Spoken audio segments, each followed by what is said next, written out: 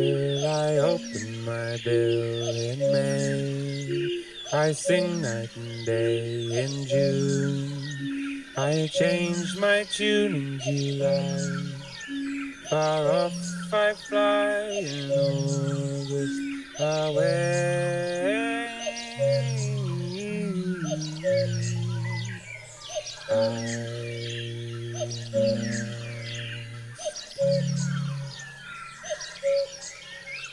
In April I open my bill in May. So I've been making a series of pieces of music out of field recordings I've been making of British birds, in particular endangered British birds, to try and highlight some of the beauty that we're losing in this often unconscious way.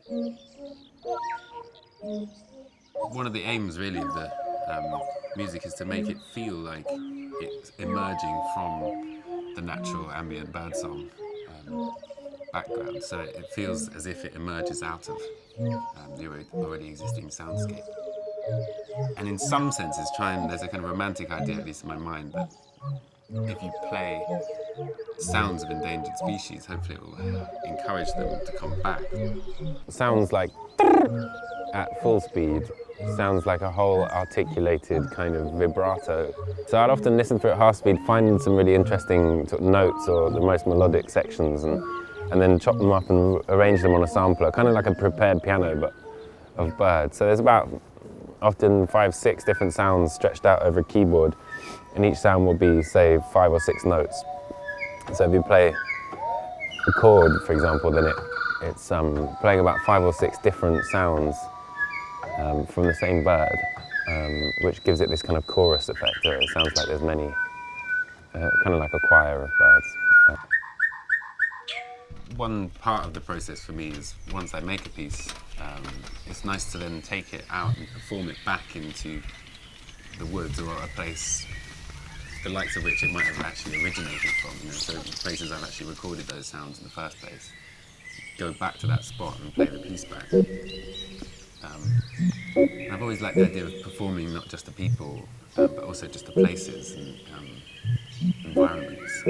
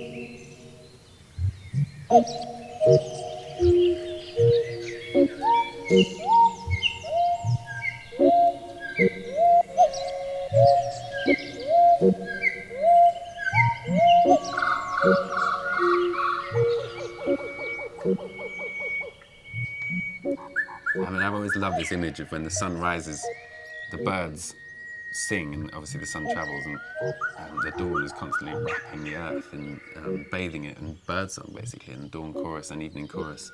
Twice a day there's this constant sonic kind of bathing process going right the way around the world at all times.